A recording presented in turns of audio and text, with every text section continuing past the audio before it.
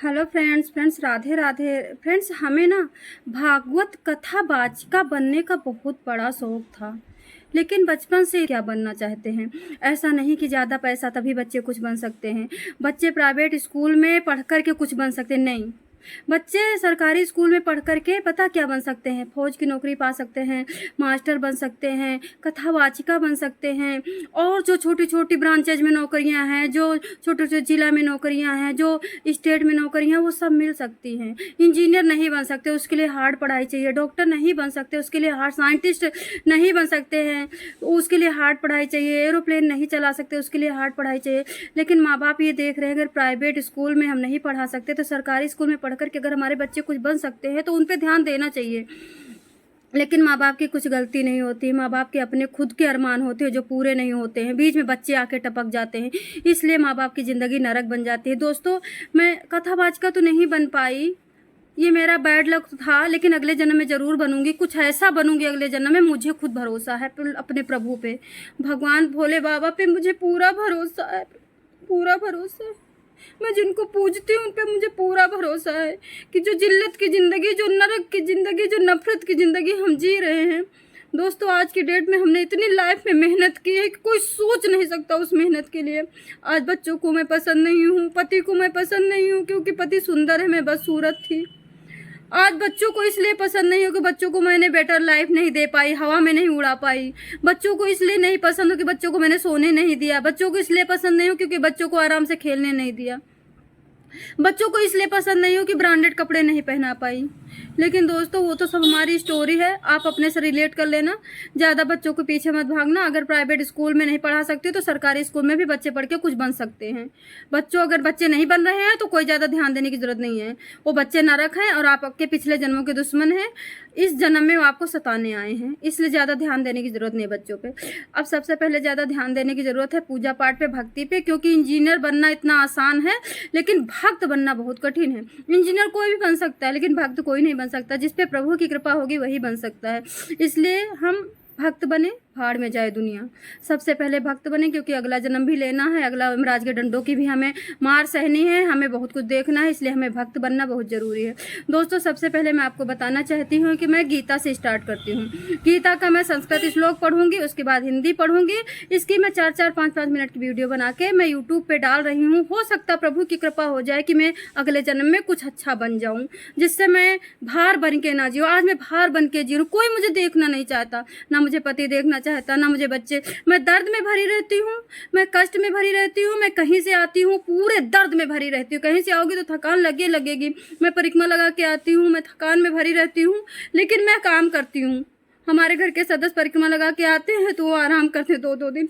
मैं परिक्रमा लगा के आती हूँ या बीमार रहती हूँ तब भी मैं काम निपटा करके रात के 12 बजे सोती हूँ और सबसे पहले उठती हूँ, फिर भी मेरे को कोई देखना नहीं चाहता। दोस्तों, बहुत करुण कथा है औरत की। औरत जात को जन्म लेना ही नहीं चाहिए, और जन्म ले तो तुरंत के तुरंत प्रभु अपने शरण में ले मार दें। औरत का कोई नहीं है, कोई नहीं है, कोई नहीं है।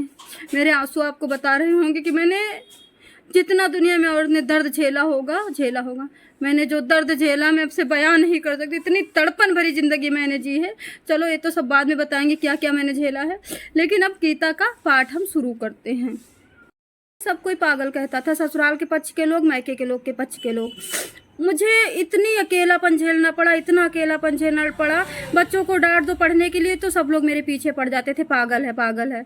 अगर बच्चों को किसी भी अच्छी चीज़ के लिए डांट दो सब कहते थे पागल है, पागल है। ऐसे कैसे इसके साथ ज़िंदगी कटेगी। मुझे इसी गीता ने जीना सिखाया है। मैं गीता पढ़ के और अपने मजबूती अपने मन में लाई हूँ कि सारी दुनिया उंगली उठा करके तुमको मार डालेगी, तड़पा करके। तुम अच्छा करोगी तब भी मारेगी, बुरा करोगी तो शायद कोई कुछ ना देखे, क्योंकि बुरे को कोई नहीं देखता। तुम अच्छा करोगी तो तुमको तड़पा के मार डालेंगे, क्योंकि उनको पसंद नहीं कि तुम अच्छा करो। इसलिए गीता से मुझे सब कुछ मिला है। जिसको इतना निराशा हो, जिसको भी इतनी तड़पन हो, जिसको इतना धोखा मिल रहा हो, उसे गीता पढ़ना चाहिए। गीता पता हमें क्या सिखाती है? हमें भगवान से जुड़ना सिखाती है। दोस्तों, हम पहला अध्याय शुरू कर रहे हैं। थोड़ा सा ज़्यादा हो रहा है, लंबा हो रहा है, मुझे माफ़ करना। पहला अध्याय हम शुरू करने जा रहे हैं। पहला अध्याय है, उसका पहला श्लोक है, धर्म क्षेत्रे कुरुक्षेत्रे समवेता इव सवा माम का पांडव श्रेयो किम कुर्वत संजया। इसका हम हिंदी पढ़ेंगे। धृतराष्ट्र बोले, हे संजय, धर्म भूमि कुरुक्षेत्र में एकत्रित युद्ध की इच्छा वाले मेरे और पांडु के पुत्रों ने क्या किया। उसके बाद हम दूसरा श्लोक पढ़ेंगे। संजय उवाचा, दृष्टा तु पांडवनीकम व्यूढ़म दुर्योधन सदा आचार्यमुप संगम्य राजा वचनम ब्रवीत। दूसरा संस्कृत का श्लोक है ये, इसका मैं हिंदी पढ़ूंगी दोस्तों।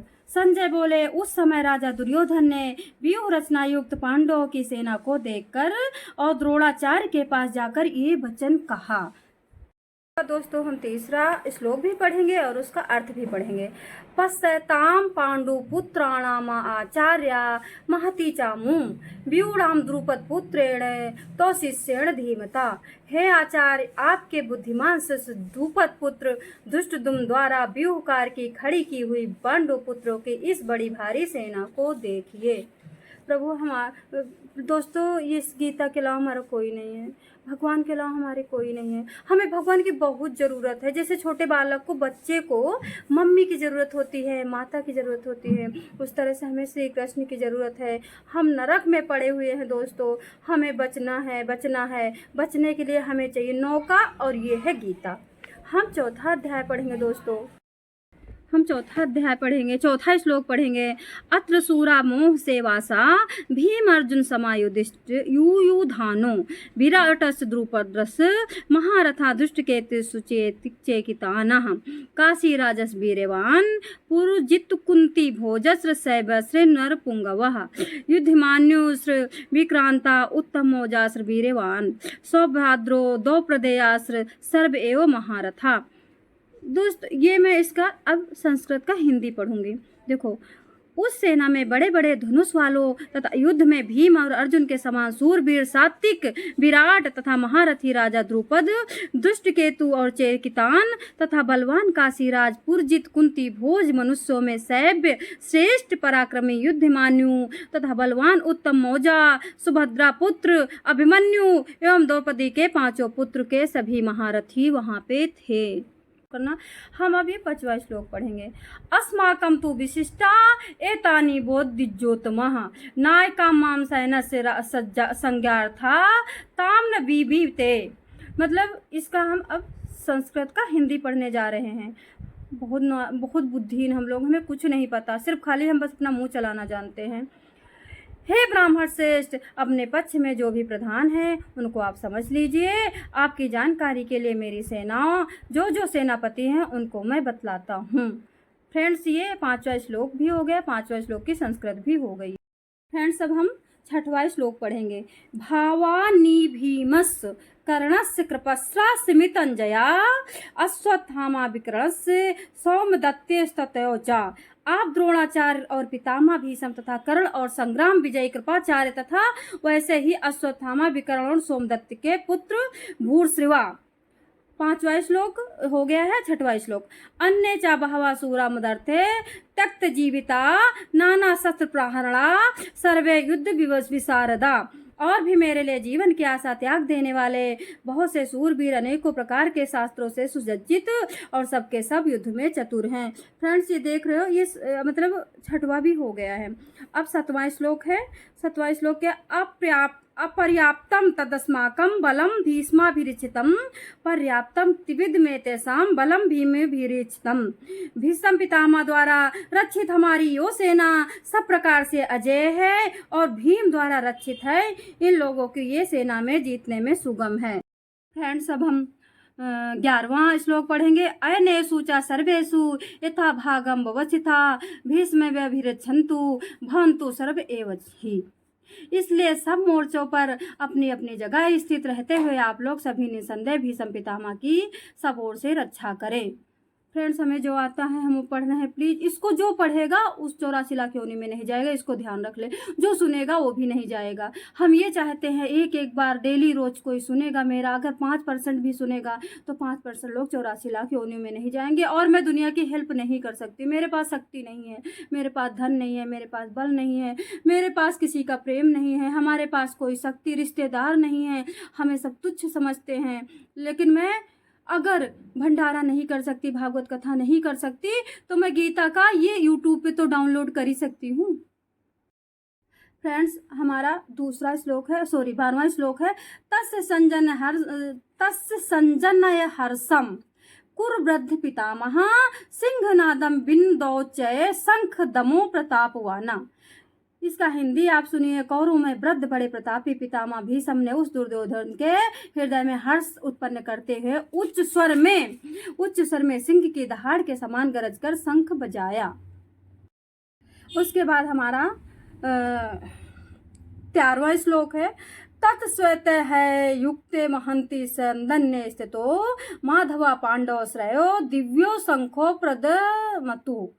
इसके अनंतर सफेद घोड़ों से युक्त उत्तम रथ में बैठे हुए श्री कृष्ण महाराज और अर्जुन भी अलौकिक शंख बजाए। अब हमारा 15वां श्लोक है। 5 जन्म ऋषि केशो देव दत्ता धनंजया पांडु द्रोमो महाशंखम भीम कर्मा ब्रकोदरा। श्री कृष्ण महाराज ने 5 जन नामक अर्जुन ने देवदत्त नामक और भयानक कर्म वाले भीमसेन ने पौंड नामक महाशंख बजाए। फ्रेंड्स 15 मैंने श्लोक और 15 उनका अर्थ पढ़ दिया है, इतना ही काफ़ी है। ज़्यादा फिर उस पर अपलोड भी शायद ना हो सके, इसलिए ज़्यादा बड़ा नहीं बनाऊंगी। बाकी मैं कल पढ़ूंगी। मुझे जो भी मेरी से गलती हुई हो माफ़ कर। श्री कृष्ण हमारे देवता हैं, हम उनके बच्चे हैं, हम बालक हैं, वो हमारे मित्र हैं, हम उनके दोस्त हैं। श्री कृष्ण हमारे पति हैं, हम उनके हमारे परमेश्वर हैं, और हम उनके जो भी समझो जो हैं वो हमारे गुरु हैं, हम उनके शिष्य हैं। श्री कृष्ण हमारे सब कुछ हैं, वो हमारे जीवन दाता हैं, हमारे आत्मा के रक्षक हैं। हम श्री कृष्ण की गली में चलते हुए श्री कृष्ण के पास पहुंचना चाहते हैं, इसलिए हम गीता के जितने श्लोक है उनका हमने आधार बना करके प्रभु को पाना चाहा है। श्री कृष्ण भगवान की जय, राधा रानी की जय, मेरी प्यारी प्यारी लक्ष्मी माता की जय। प्रभु लक्ष्मी जी की मैं बहुत कदर करती हूँ, क्योंकि पैसों के लिए मैं बहुत तड़पी हूँ। पैसे ने मुझको उस दिन को दिखाए हैं जिनका आप मुंह नहीं देखोगे, उनका मैंने पीछे का सारा भाग, आगे का सारा भाग देखा है। मुझे पैसे से बहुत ज़्यादा लगाव है, क्योंकि पैसे के लिए बच्चों ने मुझको लात मारा है। पैसे के लिए बच्चे ने कहा कि तुमने ज़िंदगी बर्बाद कर दी। बस पैसे के लिए बच्चों ने कहा कि तुम ढंग की औरत पहले बन लो। पैसे के लिए बच्चों ने कहा रोती हुई औरत। पैसों के लिए लोगों ने मुझे कहा करेक्टरलेस औरत। इसलिए तो पैसे नहीं टिकते हैं।